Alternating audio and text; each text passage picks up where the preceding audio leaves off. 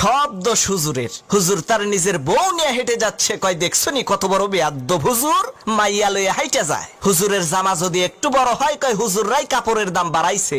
ছোট হইলে কয় টেডি হুজুর, পেট বড় হইলে কয় পরের বাড়ি খাইতে খাইতে পেটটারে জাহান্নামের তাগারি বানাইছে। চিকন চাকন শুকনা হইলে কয় মাদ্রাসায় পড়ে লাভ কি, এরা তো খাইতেও পারে না। দাওয়াত খাইতে যাইয়া একটু বেশি খাইলে কয় হুজুররা পরের খাওয়ান পাইলে এইরকম একটু বেশিই খায়। কম খাইলে কয় হুজুর আজকে আর কয় জায়গা দাওয়াত আছে। হুজুর একটু দামি পোশাক পরলে কয় অহংকারী, কম দামি পোশাক পরলে কয় ফকিন্নি। হুজুর একটু ইংরেজি বললে কয় ভাব মারায়, আর ইংরেজি না বললে কয় খ্যাত। অনেকে আবার কয় এই দেশটারে হুজুররাই শেষ করছে। অমুসলমান, কুত্তা মরে, ছাগল মরে, বিড়াল মরে, জানাজা হয় না।